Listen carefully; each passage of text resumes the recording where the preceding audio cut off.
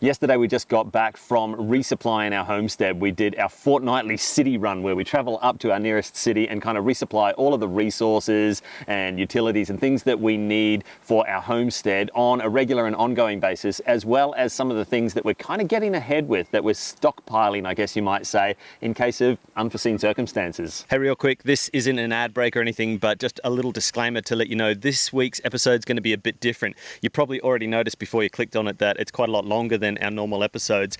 And if you follow us on social media, you probably saw that we had some technical difficulties with microphones through the week. That meant we had to abandon this week's episode. And so we sat down to record this conversation. And when I went to edit it and kind of trim it up and make it, 20, 25 minutes, there was not a lot that I wanted to cut out of the conversation. It was all really good stuff. And so we've been thinking for a while now about having a little bit of a foray into the podcast world. And so alongside of the regular content that we've been putting out on a weekly basis, we're thinking we might do a weekly, if not monthly, podcast. And it's just an opportunity to, kind of talk more in depth about some of these things that we're sharing with you. So a couple of things. Firstly, if you are only interested in a specific part of this video, well, I've broken it up into chapter markers. So have a look down below. You'll be able to kind of jump to the bit that you want to hear about in those chapter markers. It is going to be a little bit longer. So if you kind of know the podcasting drill, chuck it on while you're cooking dinner or going for a run or whatever. It's more a listen to kind of thing. But hey, we're on camera there for you anyway. There just won't be a whole lot of extra footage in it. And lastly, let us know what you think. It's an opportunity for us to, maybe have some guests on from the homesteading world and the broader community. And like I said, to talk a bit more in depth about some of these topics. So if this is something you want us to do on the regular, hit us up on the comment section below. But otherwise, let's jump back into the episode.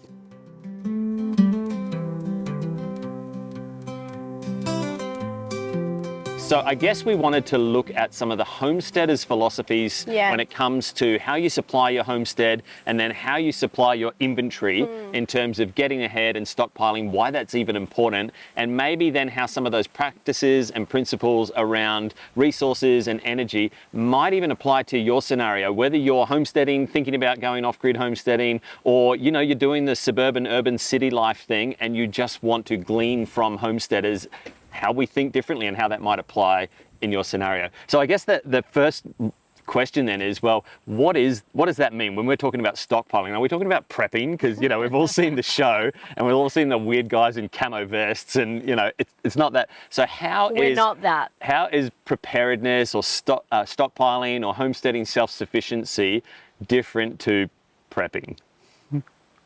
It's probably the reason behind it and what you're stockpiling, I think. I guess what I'm asking is there an element of the world at the moment seems to be an uncertain place? There's things going on globally, nationally, locally that, you can't deny there is a vibe of uncertainty and that's probably existed forever, but it seems to be amplified at the moment.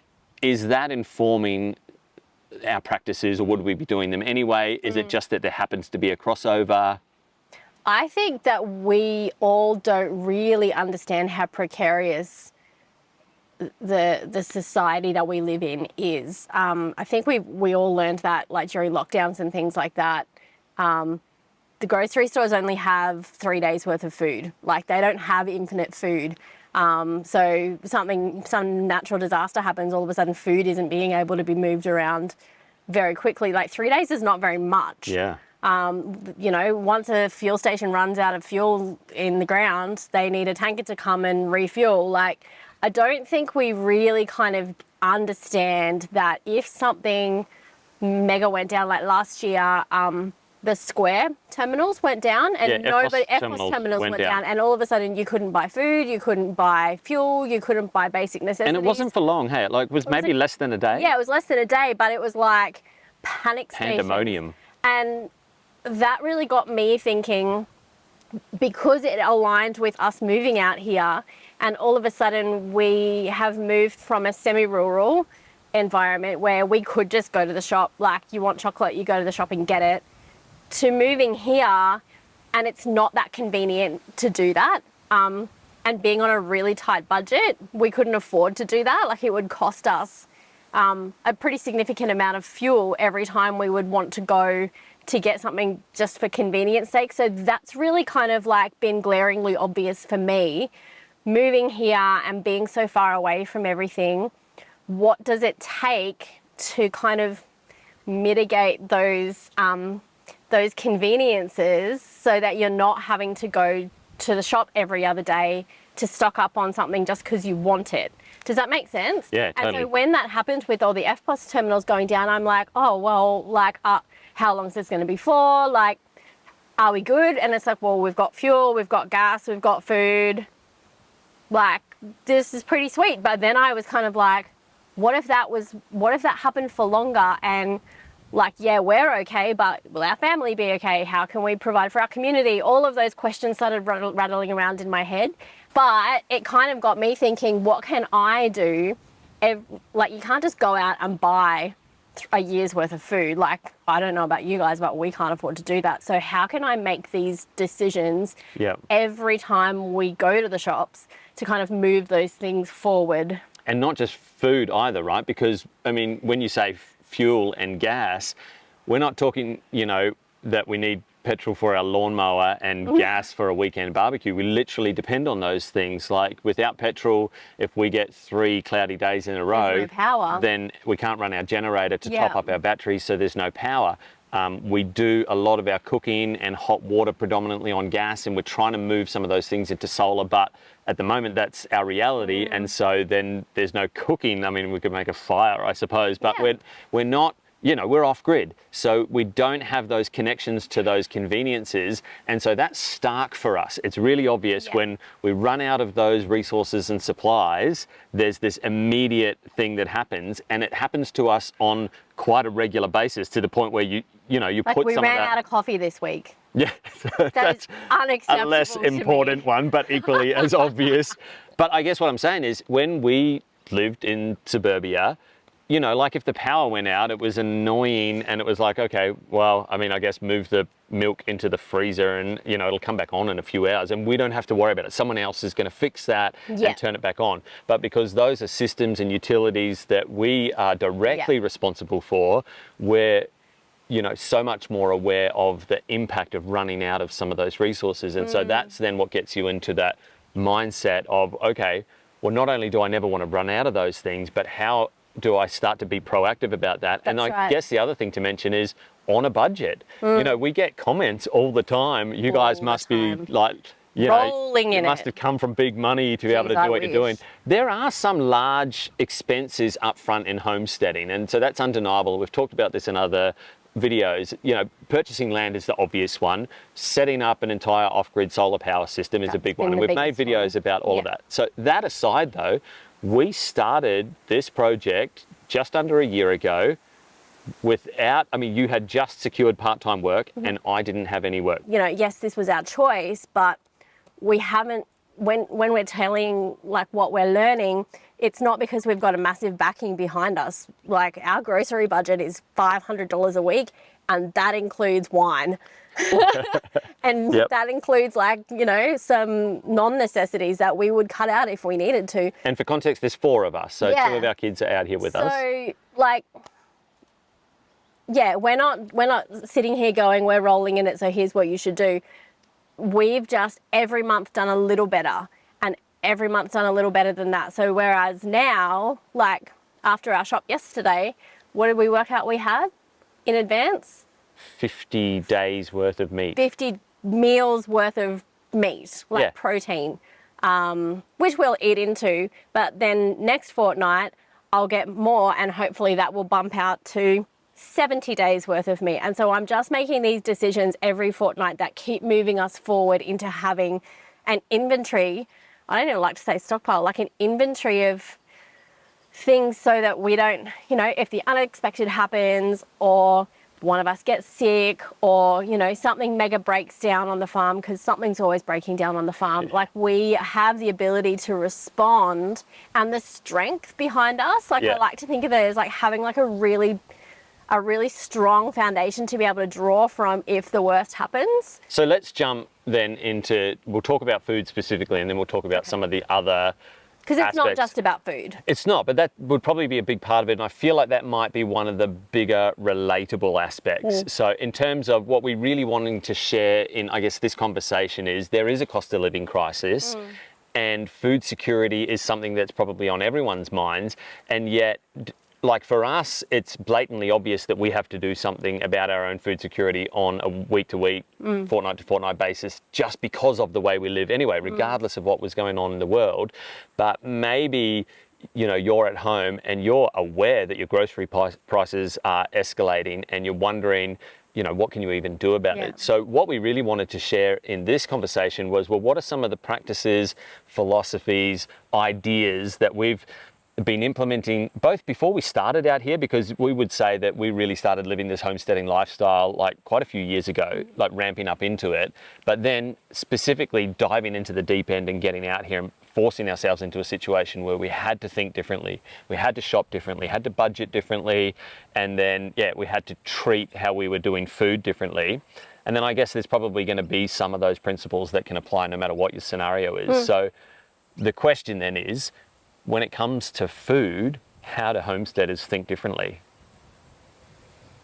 I think we're more responsive because, like for me, when we started to grow our own vegetables, you are responding to what is immediately available to you.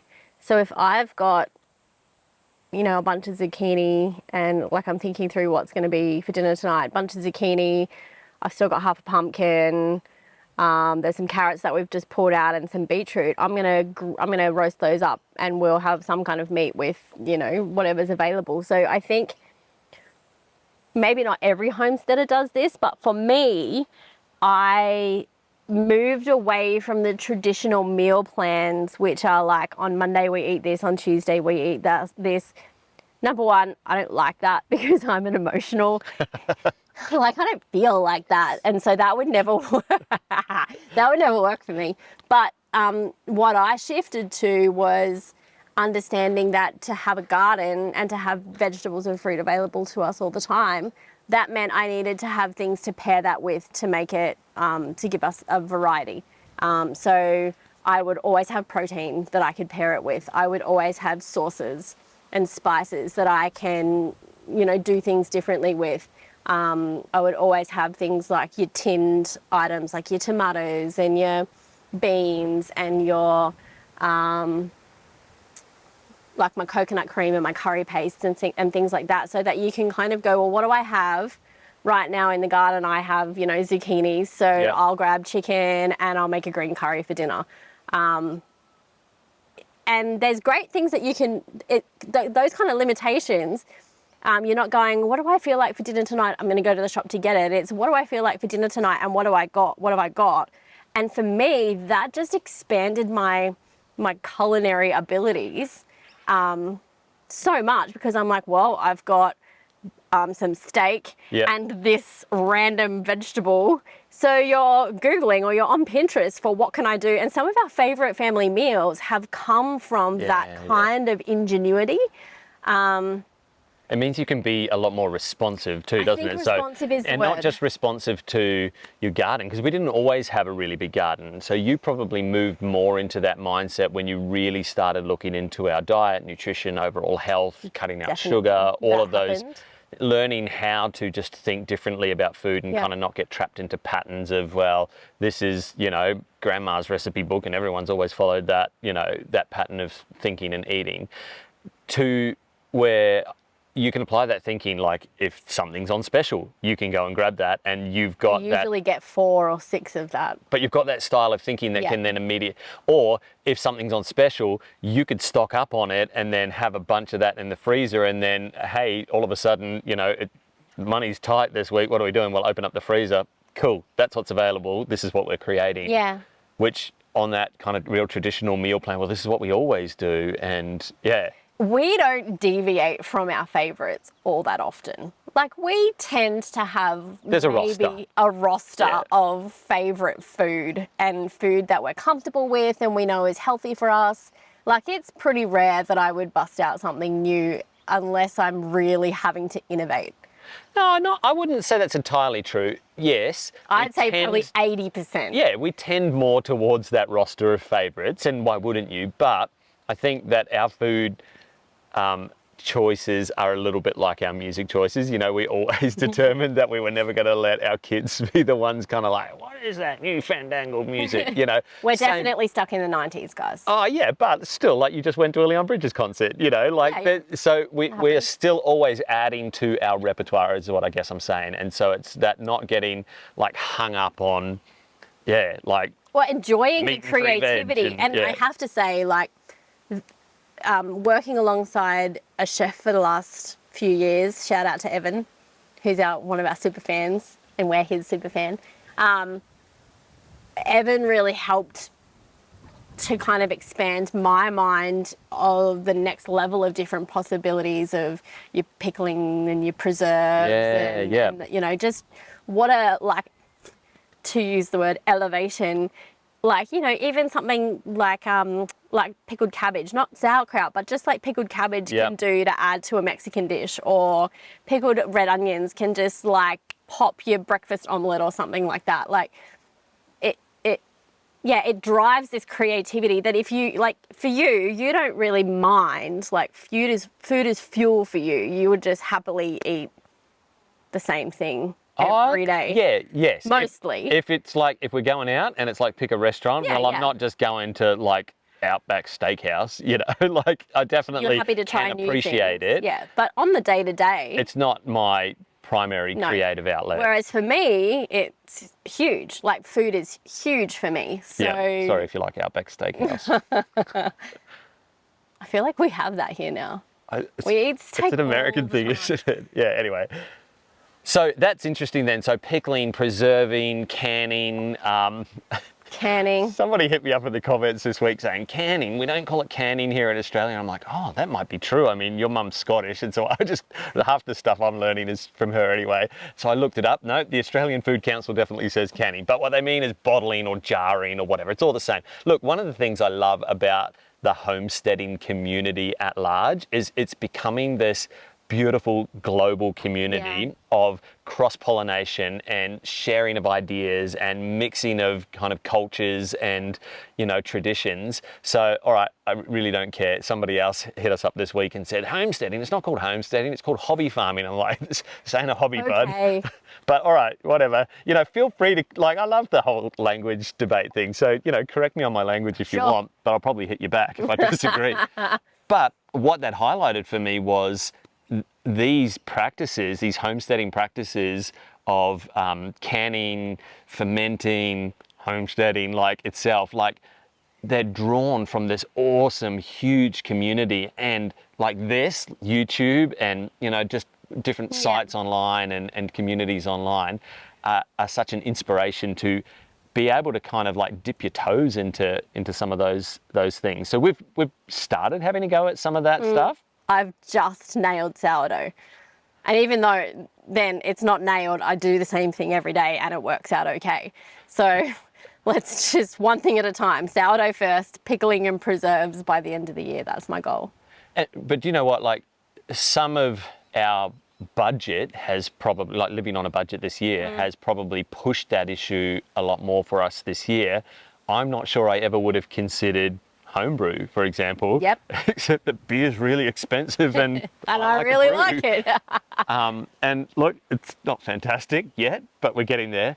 But it made me kind of realize, wow, I could have been doing so many of these things like so many years ago. I could have learned how to make homebrew. Like it's one of those, like it takes 5 minutes, not really, whatever, half an hour of time, and then you're setting it on a shelf. Yeah. Like some of those things that we just, I don't know, they just weren't even in our orbit. So we weren't even considering them. And, you know, maybe that's something that, you know, whatever your scenario is, it's like, well, there are these practices that you can start to incorporate into your life that make you more food conscious and more aware of what time you've actually got, and can kind of supplement like what you're doing in your, you know, your fortnightly budget, your grocery bill and all that sort of thing. What about the things that we can't produce? And, you know, are some of those things just things that we can't produce yet? Like, is our philosophy here about homesteading and food security that slowly over time we're going to replace everything that we right now have to go out fortnightly and stock up on? There's always going to be things that you don't have that you can't make. So right now an obvious one for us would be meat. Definitely, yep. Which is a real bummer because the farm that we were on before, we could eat our own beef and our own pork. So it's a real bummer to not do that. But we will get there. Yeah. Meat is one of them, but we can work towards that. Yeah. Obviously, our vegetables is probably the easiest one to replace. Fruit takes longer and is definitely more seasonal. Things like your grains, corn, easy in the summer, easy. Like we've got corn coming out of our ears at the moment. No pun intended. Oh. Nice. Yeah, I'll loan you my dad joke license for that one. We've got corn coming out of our ears right now, like so much so that we're giving some to the chickens. So what is your strategy around meat then? If right now we can't produce our own meat, how are you, being so mindful about your food? Like, we're not buying woolly sausages, folks. I could not buy supermarket meat. I couldn't do it. We've shopped around. We've found butchers and places that we can source it from bulk. Yeah. We look into where it comes from, what it's fed, what's injected into it, what supplements it's being fed. And if you don't know what I'm talking about, do some research into what gets injected and what gets supplemented. Yeah, just follow us on social media. You'll see some of the things we're concerned about when it comes to the meat and livestock industry, even in this country. Yes. Bulk is a really good point, like in terms of talking about things that cross over between homesteading life and, anyone not homesteading, because there's a few things that you've got to solve to be able to do bulk, right? So let's talk about that. Store it. Yep. You need to be able to afford it. Now, I remember when I started to move us in this direction from a budget perspective, and it hurt at the start. So yesterday I spent $160 on meat, but I bought us, how many meals did we say? Well, it was $5 a meal at the end of the day. $5 per meal. So I would say, like, budgetary wise, to start buying in bulk, it hurts at the start. Yeah. But then it starts to even out as you continue. Like next week or next fortnight, I might not have to buy another rump. Yeah. But I might buy more chicken, or I might stock up on something differently. And I just kind of look at my levels and what's on special. In terms of what we can't produce, I can't make wine.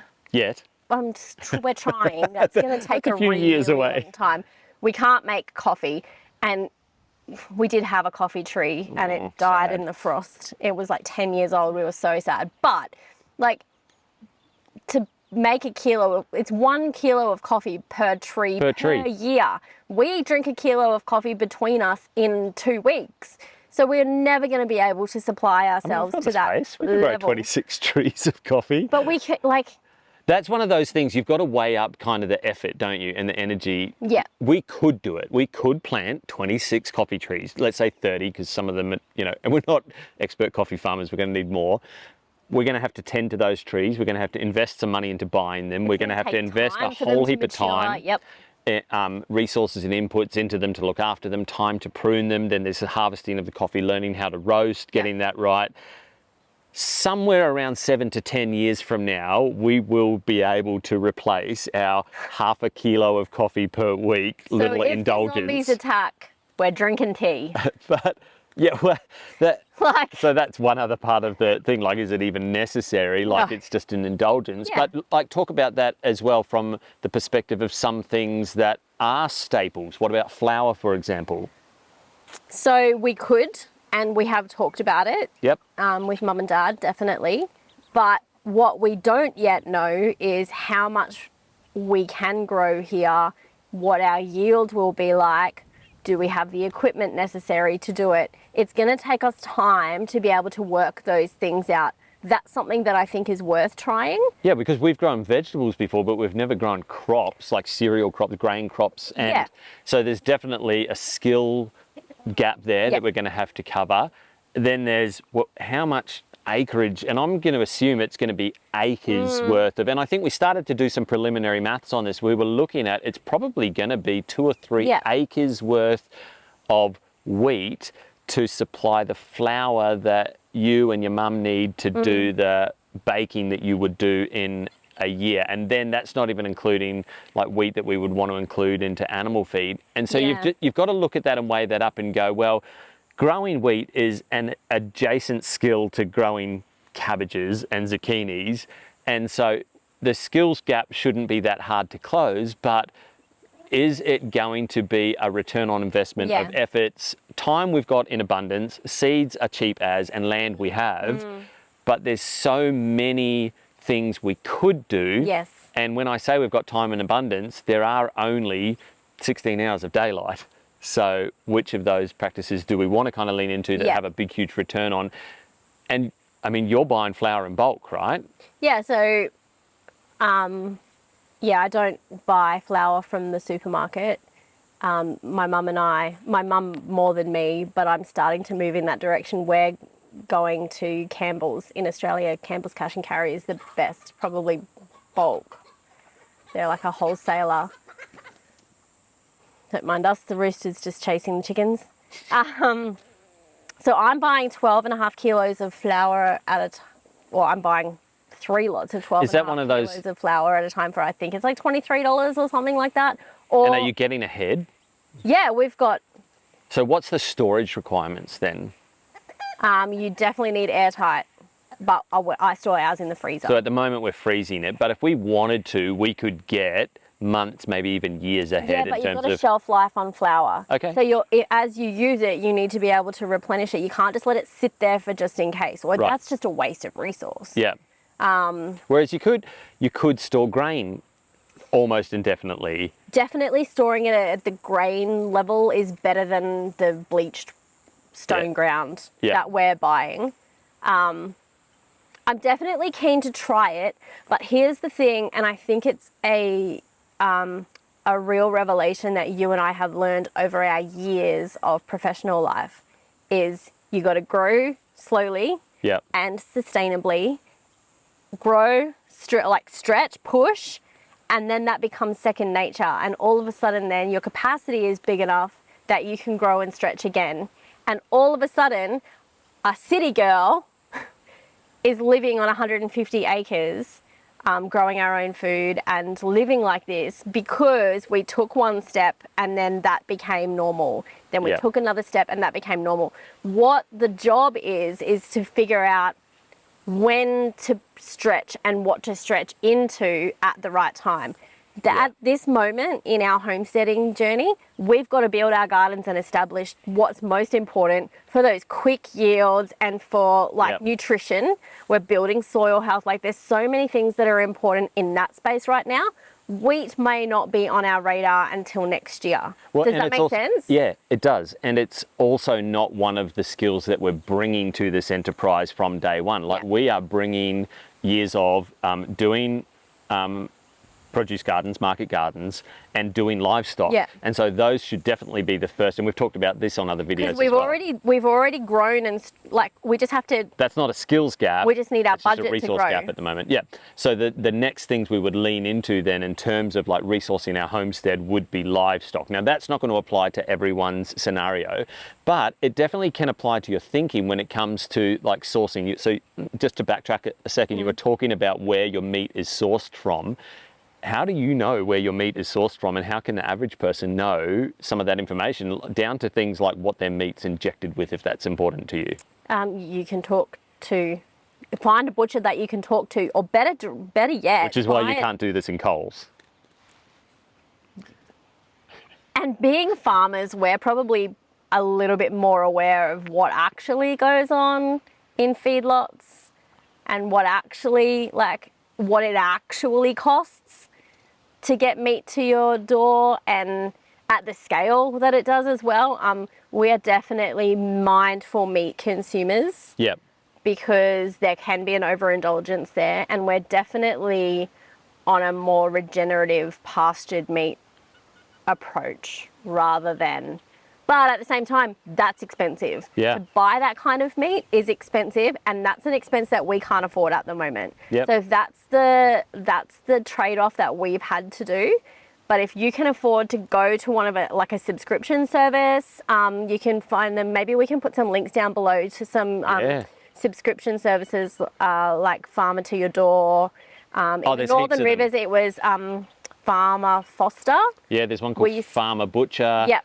There's a bunch so of them. many different Your social places. media sites and pages are going to be some of your best ways to find these. That cuts out the middleman. So Yeah. you're going from the butcher to the door, but that's more expensive because they're not doing it at that industrial scale. They're doing it at like the semi-industrial scale. So your cost per kilo is way higher, but the quality of your meat and the nutritional capacity that meat has to sustain you is so much higher. Yep. So And they already you have know to make they've that got decision. an audience that is already inclined towards knowing a bit more information about the standards, the quality, the other practices. So when the Bovaer thing happened, so that's just one we can maybe mention. So this was a medication that's being developed to reduce methane emissions. It's a feed supplement. It's going into their feed supplement. Yeah, and it has some pretty nasty side effects, including infertility. Just Google it. So you just Google Bovaer. Yeah.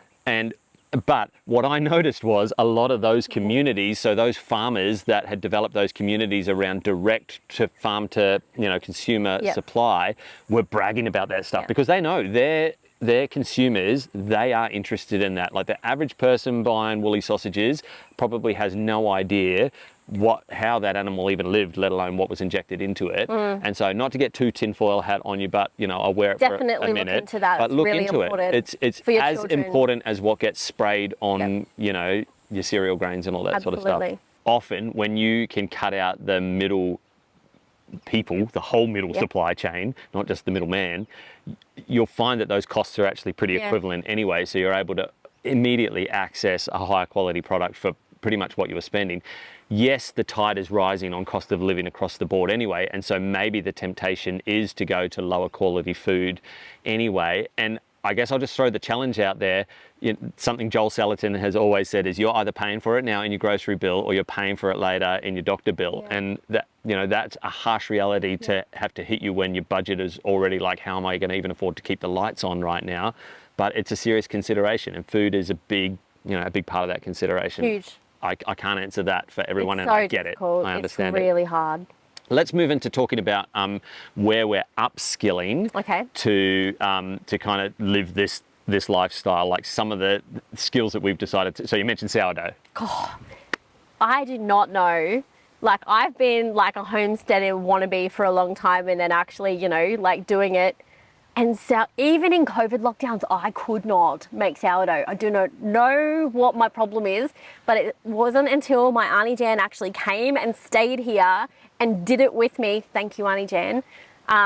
She gave me her starter that her mum made, like something I love about the communal side of that. Yep. That now every day I'm baking the kind of sourdough that we actually really enjoy eating. Yeah. So that's the one that I've just managed to tick. Yep. And I mean, I already mentioned homebrew. Like, definitely that's been a huge help to our budget. Is understanding, like, okay, a little one. If you're thinking about doing this, it's about $20 or $25 for this pouch it's a liquid that makes an alcoholic ginger beer. I don't know if you've ever bought a case of alcoholic ginger beer before, so but expensive. it's probably about $100 for Yes. 24 cans, But right? not even like the best one. But it's so super easy, and like in terms of equipment and that, I mean, it was probably less than $50 worth to set the whole thing up to get everything that we needed, and I just make them in used soda bottles. Like, I haven't even gone all out on that side of things.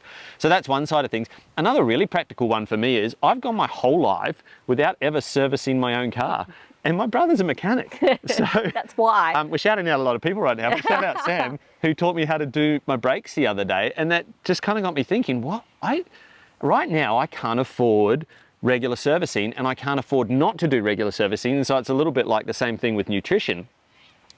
I'm going to have to figure out how to close that gap, and it turns out there's like these kits that you can buy, like these self-servicing kits to do like all the basics on your car. And guess what? There's YouTube. And so you can just watch, although I looked one up and I sent it to Sam and said, oh, is this a helpful video? He goes, that's about as helpful as you working on a Barina or a Hyundai Getz, and we have a Toyota Hilux. So, all right, get some professional advice. Again, that's one of those things where I can just shift my thinking to go, oh, why have I never learned this? And probably it was because we're doing the corporate life thing and I just didn't have the time. And honestly, it was just headspace. Easier to outsource it. And we both had full-time corporate too. incomes. That's fine too. But now I'm like, man, I could have been saving so much money and learning about my car so that if any time I ever broke down on the side of the road, the first thing I didn't do was panic stations, which is my default. Call Sam. Yeah. But not only the car, our machines, small engines, like chainsaws, whippersnippers. They're so critical on a homestead, so critical. The amount of machinery that you need. But you've probably got this in your life as well anyway. And so, yeah, I guess the broader practice or philosophy is, well, what are you kind of outsourcing in terms of just looking at your budget and that whole cost of living thing? What are you outsourcing that actually, you know, we spend a lot of time watching Netflix, YouTube, TikTok, if it's not banned in your country, like all of these things. It's not banned anymore. You can, let's see. You can, tinfoil hat. You can devote a little bit of that time to just upskilling. I mean, it's how we learned how to be homesteaders, right? So much of what we know and are sharing today, we've been able to put into practice over the last 7 years on the last farming gig that we did and now here. But we didn't do, grow. I've had so many comments down in that comment section. It's like, where did you go to uni? Or how did you study this? What ag college did you go to? And it's like the ag college of YouTube. Yeah, and experience. Yeah. So I guess we've tried to be like as practical as possible with what we're doing in our specific scenario and how that might apply in a broader context. But just let's finish with a few sort of practical ideas. Okay. One of the things you said to me was think inventory. That's how I've started to approach our budget / purchasing decisions. I have to say, this is the first video, like yesterday, we got our first YouTube paycheck.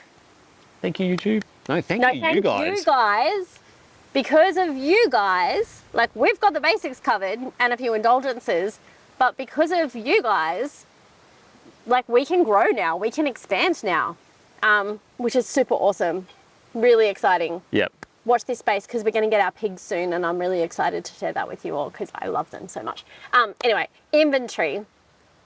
Like now that we've got a little bit more income coming in, we've been able to give you like a projects budget. And a maintenance budget. And a maintenance budget. Yep. So that whenever like we're doing our stock up, it's what are we going to need for the foreseeable future? Like, how do we make sure you've always got, you know, well, I've always operated my shed and workshop that way. Like, I've got a wall of kind of totes, containers that have like all the regular screws, nuts, bolts, washers, all the things that you might need. And then down to like, this is a rural setting. So polypipe, extra rolls of polypipe, extra polypipe fittings, because you hit something with a shovel one day and or you mow over the water line. There is a mitre 10, but its polypipe fittings are about twice the price of the Bunnings, versus that's even more expensive than what I can get online. Let alone the downtime and the time in between actually an incident happening and you fixing it. So having a stock, like an inventory.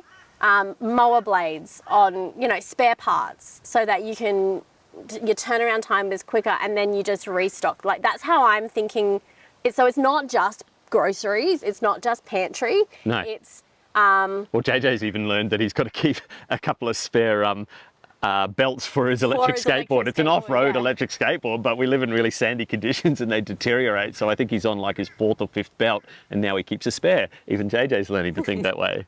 Like down to, you know, we're on bore water here, which means the shampoo we have to buy in order to not have like the worst hair in the world is kind of expensive. So I buy it when it's half price and I buy 6 at a time. Yep. Soap, toilet paper, you know, those sorts of things, like keeping a really strong inventory of those things, making sure we've always got fuel, always got plenty of gas. So we kind of have set these stock levels, let's call it. So we've worked out what those stock levels are. And now instead of going, oh, these are only the things that we need every fortnight, it's how do we bring our stock levels back up to full? And then what do we need to keep pushing those stock levels forward? Or what have we learned that we need to have more of that we didn't before? One of those things is actually medical supplies. Yeah, that's been a good one. Making sure that we've got not just a off-the-shelf first aid kit, but making sure we've got things to be able to respond in an emergency. We're pretty rural. Like, if you cut your arm off with the chainsaw, please don't do that.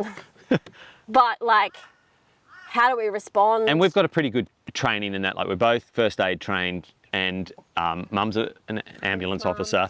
And so, you know, she's kind of always taught us how to have a really well-stocked, you know, set of medical supplies, not just a St. John's first aid. If that's what you've got, that's awesome. But yeah, then thinking about, well, what if, all right, what if the FPOS machines did go down and, you know, nobody could, or the servos did run out of fuel, and like some of these things might happen. We're heading into this like really territory, uncertain. and I don't want to do the scaremongering thing. Like, that's not what I'm about, but I'm looking at and just listening and paying attention and going, there are some weird things happening in the world that seem to be escalating. It's not outside the realm of possibility that we might go. We saw people go without toilet paper for weeks at a time, and that was a minor inconvenience. Still using the toilet paper that they stockpiled 5 years later. Let's be honest.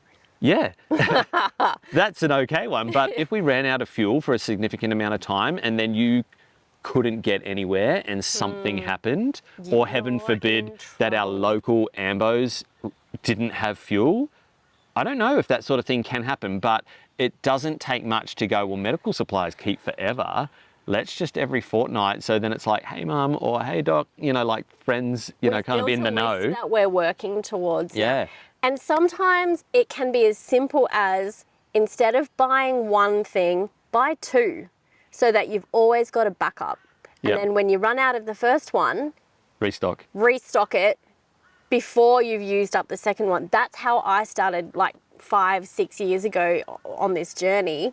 Buy two, and then when they're on special, buy another one. And all of a sudden, like, that's just then built into your normal budget and your normal cash flow. It's not such a huge burden. You just got to grow a little bit, stretch, and then it becomes second nature. So you can kind of go, oh, that's quite cheap right now. I'm going to buy 4 of those because I know that's going to last me 6 months, a year. You know, like, I just bought 5 litres of hydrogen peroxide. But it was $100, and I had it there in my budget, and I'm like, that will never spoil, and it will always be beneficial. Okay, that leads to a really interesting point then, things that spoil, because we're talking about getting ahead and every time getting a little bit further ahead to the point where, you know, a year from now, 2 years from now, there'll be things that we have 5 years worth of, you know, potentially. But you've already mentioned like some things don't, like wine. That's a good thing to stockpile. All right, that one will keep. Yeah. But you've already said like flour won't, whereas grains will. What are some of those things that have like time frames on them? The first one that comes to my mind is fuel. Like, if you've watched any zombie apocalypse movie, every car they find like abandoned on the highway just starts. No. Fuel doesn't last more than a few, maybe months, but I'm going to say weeks. If our car sits for too long, the battery goes flat. Well, forget about the battery, but literally the fuel becomes, I don't know what the, Sam will correct me, but it becomes stale or whatever. It doesn't work. So there wouldn't be, and we looked at this initially, we were like, oh, we've got like 4 or 5 jerry cans, especially when we were running the generator all the time. And it was like, should we get a really large fuel thing? And then it was like, oh, actually, we won't use it fast enough, and then it's going to spoil, stale, go off, whatever it is. Are there other things like that, you know, that are just, you're not going to be able to get 5 years ahead worth on, so it's better focusing in other areas? Honey lasts forever. Yeah. Salt will last forever. Yeah.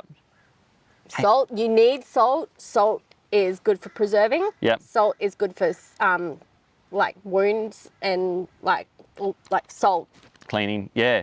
I don't know how much Mum's got. It's an outrageous amount. I've got 10 kilos. And there'd be some homesteaders who would go, well, that's, I remember reading a book called Grown and Gathered by Matt and Lentil, an Aussie couple, and they wrote this awesome book, and they talked about some of their homesteading practices, and they had these salt flats near them, and they went out and harvested salt. And I thought, how cool is that? But we don't have that near us. So that's just, we're actually not going to be supplying our own salt. That's one of those things we're never going to replace that. Yeah. Yeah, but like, how cheap is it? So you can actually just stockpile it.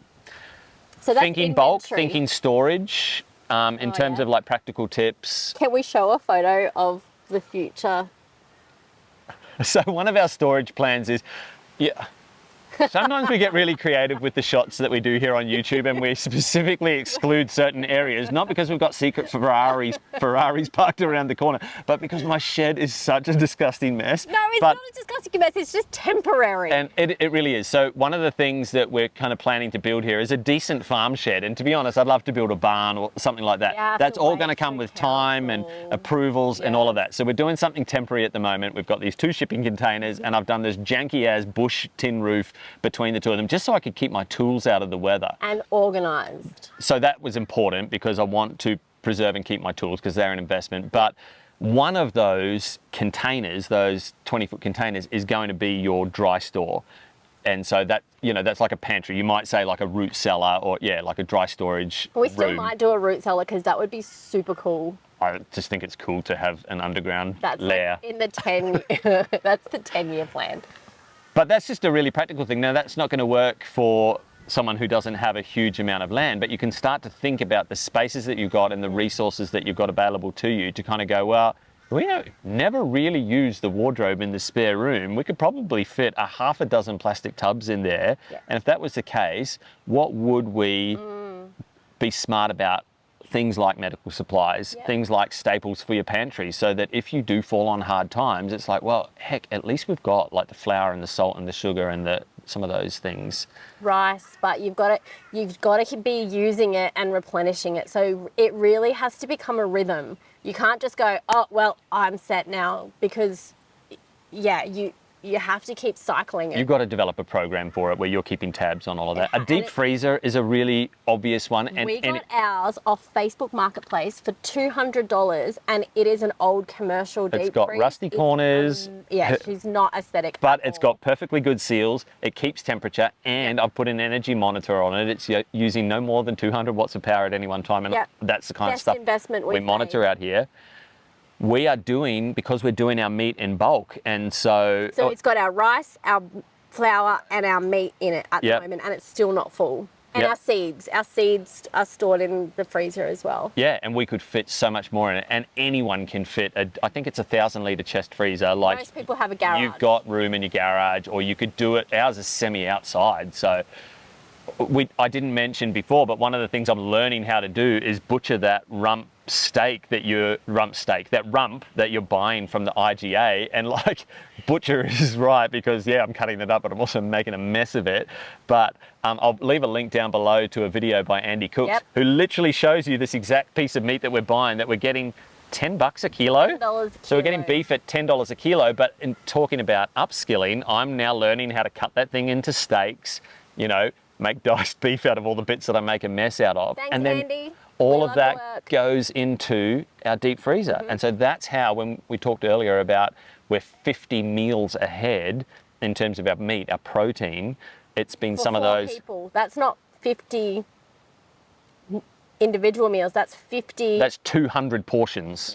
That we are ahead in terms of meat. And so that's been learning how to shop smart, learning how to look into where our food comes from, learning how to butcher a rump, getting the facilities we need in terms of a deep freezer, and thinking bulk storage, learning how to develop a program for rotating through all of so all of this stuff is stuff that anyone can learn. But it just takes time and kind of a commitment to go, it's now become important to me. It's now become imperative. Knowing where you can get things from as well. We don't rely on just one shop for all. We do not one-stop shop. That is not how we work. We don't even do the mega mall style shopping. There is a mega mall in our nearest city. I avoid it like the plague. And so, but we've shopped around, we've learned kind of where to, And one of the things that I love about that is you get to build community faster too. So I know the guys in my homebrew store. I'm picking their brain every single fortnight that we're up there. I really like the guy that roasts my coffee. Yep. And so we're learning from that community as well. So I think we might leave it at that. Like, that's heaps. I hope that's been really useful. I hope that's been really practical, and I hope that gives you a little bit more of an insight into what life on the homestead is like, and how you can apply some of those principles and practices in your own life and your own world. We'll see you next week. Thank you.